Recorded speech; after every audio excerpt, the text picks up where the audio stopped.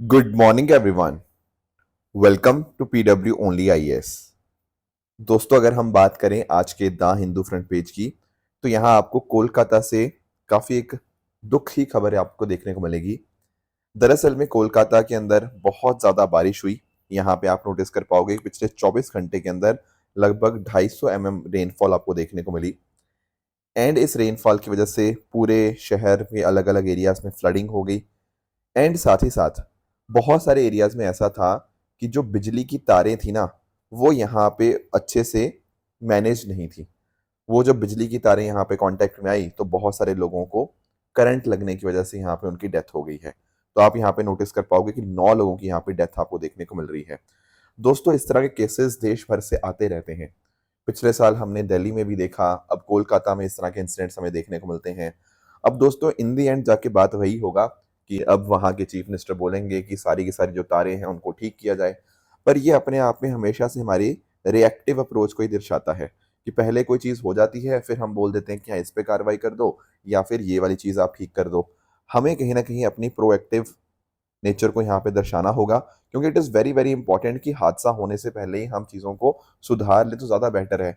अभी भी बहुत सारे इंडिया के डिफरेंट डिफरेंट सिटीज़ के अंदर इंफ्रास्ट्रक्चर अभी उतना अच्छा नहीं है। आप दिल्ली में भी अब इनफैक्ट बात करो, दिल्ली में लास्ट ईयर काफ़ी सारे इंसिडेंट्स हुए, बट उसके बाद भी छोटे टाइम के लिए कुछ छोटे मोटे एफर्ट्स लिए गए। बट ऐसा कोई एफर्ट नहीं था कि जिससे लॉन्ग टर्म के अंदर हम एक्सपेक्ट कर पाएँ कि चीज़ें बहुत ज़्यादा बदल गई हों। एंड यही शायद हमारे देश के अंदर गवर्नेंस के रिगार्डिंग हमें कुछ सुधार की यहाँ पे बहुत बड़ी आवश्यकता है। इसके साथ ही दोस्तों, अगर हम बात करें यूनाइटेड नेशन जनरल असेंबली की, तो आप लोग जानते हैं कि यूएनजीए का सेशन यहाँ पे चल रहा है। अब इसमें डोनाल्ड ट्रंप ने अपनी बात रखी। एंड उस बात के अंदर उन्होंने बोला कि भारत और चाइना दरअसल में रशिया यूक्रेन वॉर को फंड कर रहे हैं। These are the primary funders of Russian war. ये कंटिन्यूसली दोस्तों इंडिया के अगेंस्ट कुछ कुछ बात बोल रहे हैं। एंड इनफैक्ट इस पर्टिकुलर अपने भाषण के अंदर डोनाल्ड ट्रंप ने यहाँ पे ये भी बोला कि टोटल 7 युद्ध उन्होंने रुकवा दिए। इसमें उन्होंने नाम लिया जैसे कंबोडिया थाईलैंड का, सर्बिया एंड कोसोवो का, कॉन्गो एंड रवाडा का, इसराइल ईरान का, इजिप्ट इथियोपिया का, अर्मेनिया अजरबैजान का, और साथ ही साथ इन्होंने नाम ले दिया बीच में इंडिया पाकिस्तान का कि जो टोटल 7 युद्ध हैं ये यहाँ पे डोनाल्ड ट्रंप ने रुकवाए हैं। तो देखो, कंटिन्यूसली वो जो बात है, अपना जो नैरेटिव है, वो continuously bar bar bar bar bar bar and अब तो यूनाइटेड नेशन के प्लेटफॉर्म के ऊपर उन्होंने यहाँ पे बात बोली है। दोस्तों, डेट है आज की 24 सितंबर 2025 एंड आप सभी का स्वागत है आज के प्रीलिम बूस्टर न्यूज़ डिस्कशन में। स्टार्ट करने से पहले मैं आप सबको बता दूं कि अगर आपको इस सेशन की पीडीएफ चाहिए तो आपको मेरे Telegram channel Rishabh Sharma sir PW इस पीडीएफ इस टेलीग्राम चैनल पे आपको पीडीएफ मिल जाएगी। चलिए स्टार्ट करते हैं। पहला जो हमें टॉपिक डिस्कस करना है वो है नेशनल आयुर्वेदा डे के रिगार्डिंग। थोड़ा इसको समझने की कोशिश करते हैं। दोस्तों, आयुर्वेद आप जानते ही होंगे कि डेफिनेटली एक बहुत इंपॉर्टेंट बन जाता है हमारे देश के पर्सपेक्टिव से। एंड हमारे पास अब तो आयुष मंत्रालय भी है। अब होता क्या था ना, हम हर साल जो आयुर्वेद डे सेलिब्रेट करते थे वो सेलिब्रेट किया करते थे धनतेरस के दिन के ऊपर। ठीक है, दिवाली से जस्ट पहले आपका धनतेरस का त्यौहार हम सेलिब्रेट करते हैं। तो उस टाइम में इसको सेलिब्रेट किया जाता था। पर हर दिन अलग अलग, हर साल अलग अलग डे होता था धनतेरस का। कभी अक्टूबर में, कभी नवंबर में। तो हमने सोचा कि भाई इसका एक दिन फिक्स कर दिया जाए। तो दोस्तों, इसका जो फिक्स डे है ना अब, वो 23 सितंबर हो चुका है। तो कल हमने पहली बार 23 सितंबर को मनाया। देखो, मनाते आ रहे हैं हम 2016 से ही, पर मैंने जैसा बताया ना, हर साल धनतेरस के दिन मनाया करते थे। तो डे ऊपर नीचे होता रहता था। अब हमने इसका डे फिक्स कर दिया 23 सितंबर। तो कल हमने पहली बार इसको 23 सितंबर के दिन के ऊपर मनाया। अब आपके क्वेश्चन दिमाग में आएगा कि सर 23 सितंबर को ही क्यों? देखो, जैसे हम योग कब सेलिब्रेट करते हैं, नेशनल योग डे, वो करते हैं हम लोग 21 जून को। ठीक है ना? जिस दिन क्या होता है, जिस दिन सर हमारा समर सॉल्स्टिस जिसे हम सेलिब्रेट करते हैं। उसी तरह से दोस्तों 23 सितंबर क्या होता है सर? ये होता है हमारा ऑटम इक्विनॉक्स। ठीक है, आप सबने ये पढ़ा होगा, यू मस्ट हैव अपनी आपने ज्योग्राफी बुक्स के अंदर ये सारी चीज़ें आपने पढ़ी होंगी कि किस तरह से आपका सन की पोजीशन क्या है, किस दिन आपका ट्रॉपिक ऑफ कैंसर के सामने सन होता है, वो होता है आपका 21 जून को। और यहाँ पे आपका इक्वेटर के सामने जब होता है, दैट इज योर 23 सितंबर। एक उनमें से दिन हो जाता है, ऑटम इक्विनॉक्स बोलते हैं, जिस दिन आपके दिन और जो रातें हैं वो लगभग बराबर होती हैं। इसीलिए हमने यहाँ पे 23 सितंबर का जो दिन है चुना है। तो ये जो आपका 2025 का सेलिब्रेशन था, ये आपका AIIA Goa, that is all India institute of Ayurveda Goa, यहाँ पर इसको सेलिब्रेट किया गया। दोस्तों जैसे मैंने बताया ना 2016 में शुरू हो गया था, तो ये इस बार हमने 10th नेशनल आयुर्वेद डे को यहाँ पे सेलिब्रेट किया है। एंड इस मौके की जो थीम थी that was Ayurveda for people, Ayurveda for planet. इस पर्टिकुलर मौके के ऊपर हमने नेशनल धन्वंतरी आयुर्वेद अवार्ड्स दिए, ठीक है, जो भी अलग अलग कॉन्ट्रीब्यूटर्स थे। बाकी इसके अलावा AIIA गोवा हॉस्पिटल के अंदर बहुत सारी नई नई फैसिलिटीज़ यहाँ पे ओपन अप करी गई, जैसे ब्लड स्टोरेज यूनिट वगैरह हो गया। एंड साथ में ही रन भाजी उत्सव को भी यहाँ पे लॉन्च किया। ये दरअसल में एक ट्रेडिशनल फॉरेस्ट वेजिटेबल्स को यहाँ पे हमने शोकेस किया, ठीक है, कि जो हमारे फॉरेस्ट वेजिटेबल्स होती हैं उनकी किस तरह से न्यूट्रिशन वैल्यू होती है। तो काफ़ी हद तक आयुर्वेदा के साथ ही जो लिंक चीज़ें हैं हमने यहाँ पर भी शोकेस की हैं। एंड साथ ही साथ आयुर्वेद एजुकेशन, रिसर्च और हेल्थ केयर को बेहतर करने के लिए मेमोरेंडम ऑफ अंडरस्टैंडिंग में यहाँ पे साइन हुए। तो ये कुछ बातें थी नेशनल आयुर्वेद डे के बारे में जो हमें यहाँ पे क्लियर होनी चाहिए। नेक्स्ट आते हैं दोस्तों, दूसरा हमारे सामने जो टॉपिक है वो है large ships granted infrastructure status. मैं आपको थोड़ा एक्सप्लेन करता हूँ कि आखिर ये मुद्दा क्या है। दोस्तों एक जो शिप होता है ना, उस शिप का हम लोग इंटरनल वॉल्यूम हम कैलकुलेट कर सकते हैं। अब आपके दिमाग में आएगा इंटरनल वॉल्यूम मतलब उसकी कैपेसिटी कितनी है, उसका ओवरऑल साइज कितना है, ठीक है, उसको हम यहाँ पे कैलकुलेट कर सकते हैं। एंड वो जो साइज होता है या उस शिप की कैपेसिटी होती है, वही कहीं ना कहीं कैपेसिटी डिसाइड करती है कि उसको पोर्ट के ऊपर कितनी फीस पे करनी होगी, कैनाल के ऊपर ट्रांजिशन फीस कितनी पे करनी होगी, वो सारी की सारी चीज़ें उसी पे डिटर्मिन होती हैं। अब दोस्तों यहाँ पे ना लार्ज शिप की एक डेफिनेशन है। लार्ज शिप उनको हम बोलते हैं कि ऐसी कमर्शियल व्हीकल्स या वेसल सॉरी जिनका 10,000 से ज़्यादा ग्रॉस टनेज हो। ये ग्रॉस टनेज की बात और कुछ नहीं, ये इंटरनल वॉल्यूम को ही मैंने आपको जो बोला ना उसी को बोलते हैं। अगर ऐसा होता है कि 10,000 ग्रॉस टनेज से ज़्यादा कमर्शियल वेसल है एंड उसमें इंडियन ओनरशिप एंड फ्लैग है, तो इसको हम लार्ज शिप में काउंट करेंगे। पर अगर ऐसा है कि कोई मान लो शिप इंडिया में बिल्ड हुई है, तो उस केस में सिर्फ 1500 ग्रॉस टनेज को ही हम लोग लार्ज शिप की डेफिनेशन में काउंट कर लेते हैं, क्योंकि ये मेक इन इंडिया वाले के अंतर्गत हुई है ना, इसलिए यहाँ पे कम अगर इंटरनल वॉल्यूम भी है तो उसको भी हम लार्ज शिप के अंदर कंसिडर कर लेते हैं। अच्छा, अब हुआ पता क्या है, ये जो आपकी लार्ज शिप की डेफिनेशन आपको देखने को मिल रही है, इसको हमने इंफ्रास्ट्रक्चर स्टेटस दे दिया है। अब आपको ये बहुत अच्छे से ध्यान में रखना है कि जिस भी सेक्टर को हम लोग इंफ्रास्ट्रक्चर स्टेटस देते हैं उसको लोन मिलना बहुत बहुत ज़्यादा आसान हो जाता है।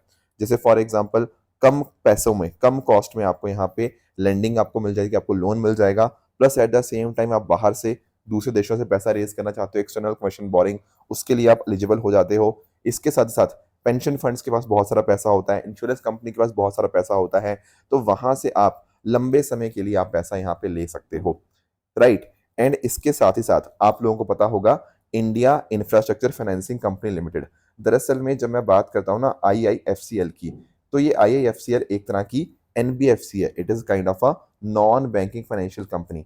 ये जो NBFC है ना, ये इंफ्रास्ट्रक्चर प्रोजेक्ट्स के लिए लॉन्ग टर्म फाइनेंस करती है। जो फंडिंग गैप होता है, मान लो कहीं पे बैंक इन्वेस्ट नहीं करना चाह रहे, बैंक पैसा नहीं दे रहे, तो वहां पर IIFCL वहां पे फंडिंग कर देती है। तो भाई यहाँ पे आपके लार्ज शिप्स को अब ये सारे बेनिफिट मिलने जा रहे हैं इंफ्रास्ट्रक्चर स्टेटस में आने की वजह से। अब आपके दिमाग में आएगा सर क्या इतना इंपॉर्टेंट था लार्ज शिप्स को लोन मिलना? हाँ जी बिल्कुल, क्योंकि आप अंडरस्टैंड करो कि भारत का शिप बिल्डिंग के अंदर जो शेयर है ना, वो केवल 0.06% है, ना मात्र लगभग शेयर है। और आप नोटिस करेंगे कि हर साल भारत 75 बिलियन US डॉलर खर्च करता है, क्योंकि हमें शिप्स लीज पे लेनी पड़ती हैं फ्रॉम द फॉरेन कंपनीज। ये 75 बिलियन डॉलर रफली हमारे देश का डिफेंस बजट ही है। तो इतना सारा खर्चा हम हर साल कर देते हैं इस चीज के ऊपर, और इसीलिए सरकार ने इनको एक तो इंफ्रास्ट्रक्चर स्टेटस का दर्जा दे दिया है। Plus at the same time हमने और भी बहुत सारे अलग अलग प्लान्स हमने यहाँ पे किए हुए हैं। जैसे हम आज़ादी के जब 100 साल हमारे कंप्लीट होंगे, हमारा आत्मनिर्भर भारत का जो विजन है उसको पूरी तरह से लाने के लिए हम 54 ट्रिलियन रुपीस की यहाँ पे इन्वेस्टमेंट प्लान है टिल 2047। साथ ही साथ मैरीटाइम डेवलपमेंट फंड भी हमने यहाँ पे लॉन्च किया है, जिसका कि आपका अमाउंट आपको 25,000 करोड़ देखने को मिल जाएगा। इसके अलावा एक आपकी NBFC और भी है, सागरमाला फाइनेंस कॉर्पोरेशन। तो ये जो है ना, ये NBFC भी क्या करती है, जो सेक्टर्स को लोन चाहिए इस मैरीटाइम सेक्टर को, उसको लोन प्रोवाइड किया जाता है, या फिर ये रीफाइनेंस करेगी, मतलब बैंकों को लोन दे दिया, किसी और को लोन दे दिया, एंड वो आगे कहीं ना कहीं मैरीटाइम सेक्टर को लोन देंगे। इसके अलावा अगर हमने शिप बिल्डिंग क्लस्टर भी डेवलप किए हुए हैं, जहाँ पर अच्छा इंफ्रास्ट्रक्चर, स्किल्स एंड टेक्नोलॉजी यहाँ पे प्रोवाइड करी जाती है। तो ये सारे अलग अलग इनिशिएटिव्स हैं जिसके माध्यम से हम शिप बिल्डिंग के अंदर भारत भी एक अच्छा स्थान यहाँ पे प्राप्त करना चाह रहा है। नेक्स्ट चलते हैं दोस्तों अगले टॉपिक पे। नेक्स्ट हमारे सामने जो टॉपिक है वो है स्मॉग ईटिंग टेक्नोलॉजी के बारे में। इसको अंडरस्टैंड करेंगे। सबसे पहले आप लोग स्मॉग के बारे में जानते हो? देखो, स्मॉग जो वर्ड आया है ना, वो स्मोक प्लस फॉग से आया है। एक तरह का ये एयर पोल्यूशन ही है। अब आप लोग दिल्ली में देखते ही हो, ठीक है, अब तो अभी सितंबर एंड में हम आ चुके हैं, अभी नवंबर एंड में, मतलब नवंबर के मंथ में आपको देखने को मिलेगा कि दिल्ली में हर जगह स्मॉग ही स्मॉग हो जाएगी, राइट। अब होता क्या है इसमें, आपका फॉग, डस्ट, पॉल्यूटेंट्स, जैसे आपका नाइट्रस ऑक्साइड हो गया, वीओसीज हो गए, वोल्टाइल ऑर्गेनिक कंपाउंड्स, ये जो सब होते हैं ना, ये कहीं ना कहीं स्मॉग बन जाती हैं और पूरी तरह से ऐसे कोहरा सा छा जाता है, आपको लगता है कि बहुत ज़्यादा एयर पोल्यूशन हो चुकी है।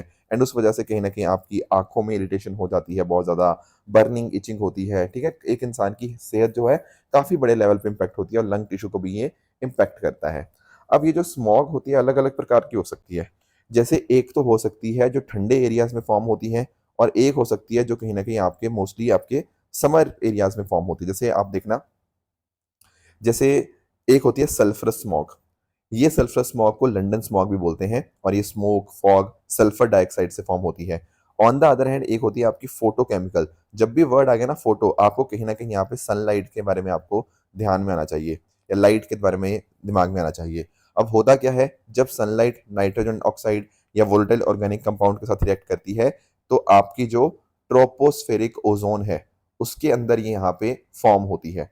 अब आप लोग जानते होंगे जो ट्रोपोस्फेरिक ओजोन है ना, जो नीचे वाली हाइट में फॉर्म होती है, it is also called as bad ozone. जो स्ट्रेटोस्फेयर वाली होती है that is a good ozone, but troposphere वाली ozone is a bad ozone. तो ये इसी को फॉर्म होती है, इसी को हम लॉस एंजलिस स्मॉग के नाम से भी जानते हैं, या समर स्मॉग के नाम से भी जाना जाता है, और अर्बन एरियाज में अक्सर हमें ये आपको देखने को मिल जाती है। अब दिल्ली गवर्नमेंट क्या कर रही है, एक स्मोक ईटिंग टेक्नोलॉजी का इस्तेमाल कर रही है। अब इससे क्या होगा, स्मोक को खत्म किया जाएगा। अब क्वेश्चन है कि कैसे खत्म कर सकते हैं। देखो, आपको यहाँ पे ध्यान रखना है कि यहाँ पर ना एक फोटो कैटलिस्ट का इस्तेमाल होगा। देखो, फोटो मैंने आपको अभी बताया, ये बात करता है लाइट की। और कैटलिस्ट क्या होता है सर? कैटलिस्ट एक ऐसी चीज होती है जो एक रिएक्शन के अंदर पार्टिसिपेट करता है और वो कंज्यूम नहीं होता, और उसका काम क्या होता है, उस रिएक्शन को फास्टन अप करना। तो बिल्कुल, तो यहाँ पर हम लोग टाइटेनियम डाइऑक्साइड का फोटो कैटलिटिक मटेरियल का इस्तेमाल करेंगे। उससे क्या होगा टाइटेनियम डाइऑक्साइड से इस्तेमाल करने से? देखो, जब टाइटेनियम डाइऑक्साइड यहाँ पे आपका सनलाइट के साथ कांटेक्ट में आएगा ना, ठीक है, उससे आपके इलेक्ट्रॉन और पॉजिटिव आपके जो होल होते हैं वो यहाँ पे फॉर्म होंगे, ठीक है। अब इनसे क्या होगा, इलेक्ट्रॉन और जो आपके कहीं ना कहीं आपके कुछ आपका ऑक्सीडेशन हुआ है, इन सब से होगा क्या, इन सब से पता क्या होगा, हमारे पास अनायन कटायन वगैरह आएंगे, रेडिकल्स आएंगे, OH जो रेडिकल होता है वो हमारे सामने आएगा। अब ये जो रेडिकल्स होंगे ना OH, ये दरअसल में आपके NO के साथ, नाइट्रोजन ऑक्साइड्स के साथ यहाँ पे रिएक्ट कर जाएगा। जैसे फॉर एग्जांपल नाइट्रोजन ऑक्साइड के साथ रिएक्ट करके जो OH होगा वो HNO3 बना लेगा, ठीक है, और अलग अलग इस तरह के कंपाउंड्स बन जाएंगे। इवन आपके जो वोलेटाइल ऑर्गेनिक कंपाउंड होंगे उनके साथ भी आपका OH जो है वो रिएक्ट करके आपका वाटर हो गया और बाकी और इस तरह की गैसेस बना देगा। तो कहने का मतलब ये है कि जो हार्मफुल चीजें थी ना, वो कम हार्मलेस या कम हार्म वाली चीजें या हार्मलेस चीजों में कन्वर्ट हो जाएंगी। जैसे नाइट्रेट में कन्वर्ट हो गया, वाटर में कन्वर्ट हो गया, उन सब चीजों के अंदर। तो इससे क्या हुआ कि आपका जो कहीं ना कहीं जो प्रोसेस था उसने आपके नाइट्रोजन ऑक्साइड को और हाइड्रोकार्बन्स को कम हार्मफुल कंपाउंड्स के अंदर यहाँ पे कन्वर्ट कर दिया, ऑक्सीडाइज कर दिया। यही फायदा है। And in fact in particular smog eating technology को सड़कों में, पेवमेंट्स में, टाइल पेंट वगैरह में भी इस्तेमाल किया जाता है, क्योंकि ये स्मॉग को यहाँ पे खा जाते हैं। और ऐसा कोई नई चीज नहीं है, ये दुनिया में अलग अलग जगह पे हो रखी है। जैसे फॉर एग्जाम्पल आपने प्लाजो इटालिया के बारे में शायद सुना होगा। दरअसल में 2015 मिलान एक्सपो, जहां पर आप नोटिस करते हो कि अलग अलग चीजें शोकेस होती हैं, तो 2015 के अंदर इस तरह से फूड कल्चर के ऊपर, सस्टेनेबल प्रैक्टिसेस के ऊपर एक एक्सपोजिशन हुआ था।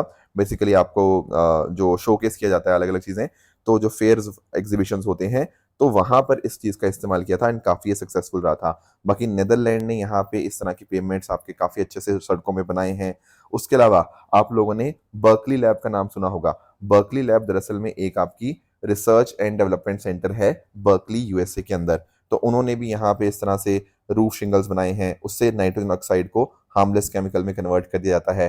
फिर दुनिया में अलग अलग जगह आपको स्मॉग फ्री टावर आपको देखने को मिलते हैं, जैसे China, South Korea, Netherlands, Poland, Mexico के अंदर वो सेम प्रोसेस का इस्तेमाल करते हैं। एंड इससे लगभग 30,000 क्यूबिक मीटर ऑफ एयर जो है वो प्रति घंटे यहाँ पे साफ हो जाती है। तो दिल्ली सरकार इसी पर्टिकुलर टेक्नोलॉजी को अब इस्तेमाल करेगी, जहां पर आपका टाइटेनियम ऑक्साइड बेस्ड आपका फोटो कैटलिक कोटिंग का इस्तेमाल होगा एंड फिजिबिलिटी स्टडी होगी अभी के लिए एंड अकॉर्डिंगली फिर इसका इस्तेमाल किया जाएगा ताकि दिल्ली में एयर पोल्यूशन कम हो पाए। नेक्स्ट आते हैं अगले टॉपिक पे, that is Tripura Sundari temple. इसको थोड़ा अंडरस्टैंड करते हैं।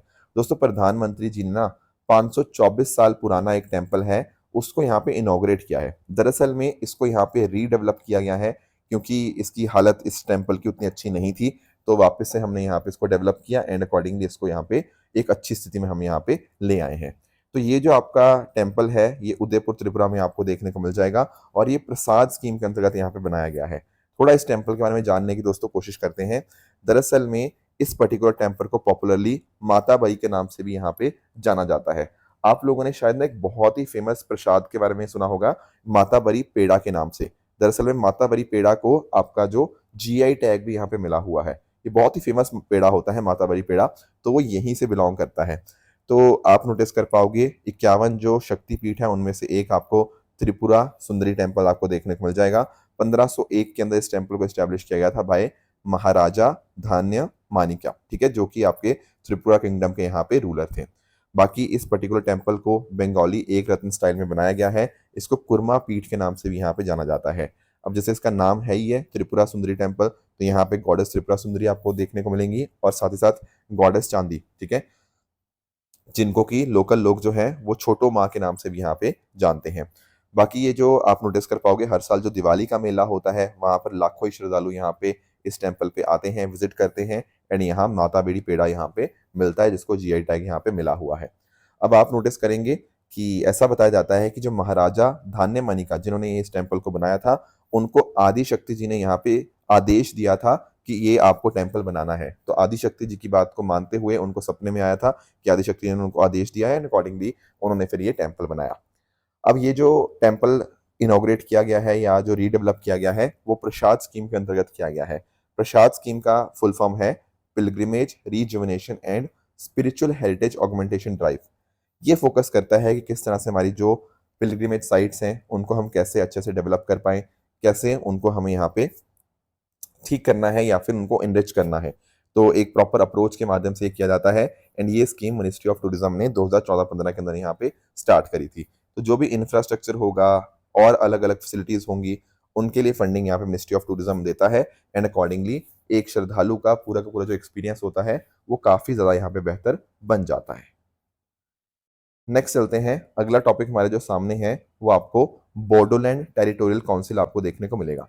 देखो आप लोगों ने ना अपनी पॉलिटी के अंदर 6 शेड्यूल के बारे में पढ़ा होगा। जब हम बात करते हैं एक हमारे पास एक 5th शेड्यूल होता है, एक 6th शेड्यूल होता है। तो 6th शेड्यूल जो है ना वो आपका असम, मेघालय, त्रिपुरा और मिजोरम इन चारों स्टेट्स के ट्राइबल एरियाज के लिए यहाँ पे ये देखता है उसके एडमिनिस्ट्रेशन को।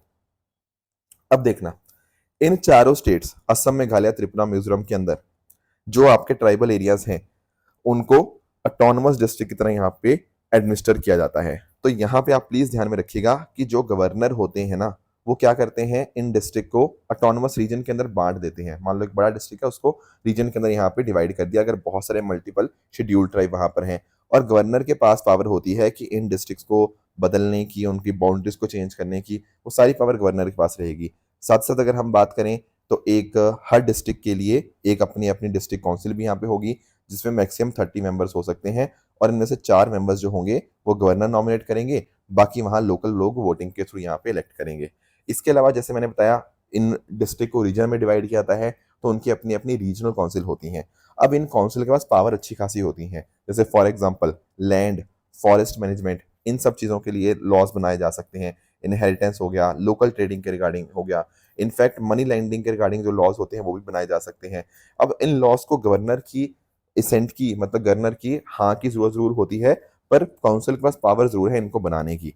उसके अलावा काउंसिल अपनी तरह से लैंड रेवेन्यू को कलेक्ट कर सकते हैं, कुछ टैक्सेस लगा सकते हैं ट्रेड, एनिमल व्हीकल्स वगैरह के ऊपर, plus at the same time आपके जो मिनरल एक्सट्रैक्शन के रिगार्डिंग है लाइसेंस वगैरह ग्रांट करना वो पावर भी इनके पास है। इवन इनके पास जुडिशियल पावर्स भी हैं, जैसे फॉर एग्जाम्पल ये खुद के village council centre, district council centre यहाँ पे बना सकते हैं और उनके अंदर केवल और केवल मतलब जहाँ पे भी आपके शेड्यूल्ड ट्राइब मेंबर्स के रिगार्डिंग डिस्प्यूट्स होंगे, उन डिस्प्यूट्स को देखना इनकी जिम्मेदारी यहाँ पे बन जाती है।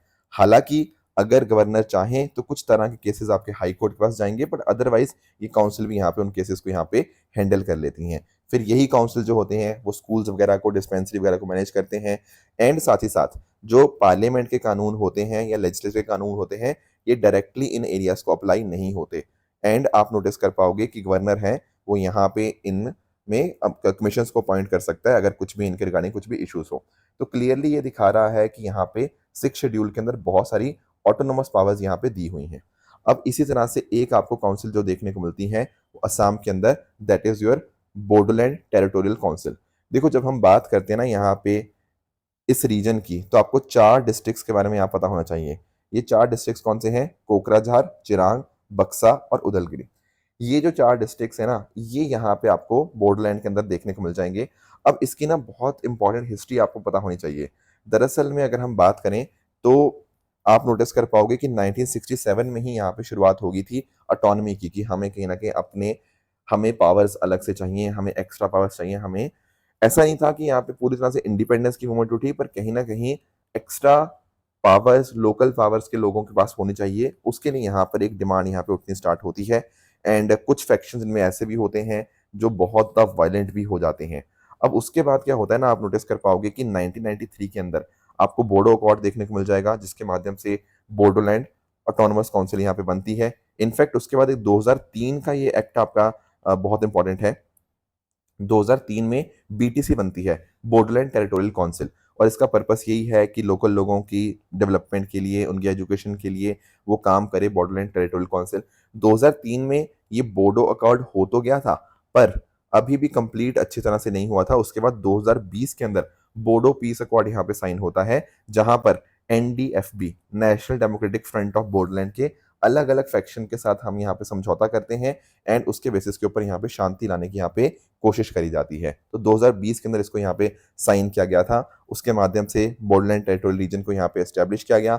इनकी एग्जेक्टिव पावर और लेजिस्लेटिव पावर्स इनको यहाँ पे बढ़ा के दी गई। एंड साथ ही साथ बोडोलैंड टेरिटोरियल काउंसिल की जो मेंबरशिप थी वो 60 तक यहाँ पे एक्सटेंड यहाँ पे कर दी गई। साथ में ही आपके अलग अलग स्पोर्ट्स होते हैं, जैसे नेशनल गेम्स हो गया या खेलो इंडिया यूथ गेम्स, उनमें बॉडोलैंड टेरिटोरियल रीजन यहाँ पे पार्टिसिपेट कर सकता है। एंड साथ ही साथ जो बोडो लैंग्वेज है देवनागरी स्क्रिप्ट की, उसको भी यहाँ पे असम की ऑफिशियल लैंग्वेज का, मतलब एसोसिएट ऑफिशियल लैंग्वेज का यहाँ पे दर्जा दिया गया है। ये सारी चीजें कैसे पॉसिबल हो पाई? 6 शेड्यूल के अंतर्गत।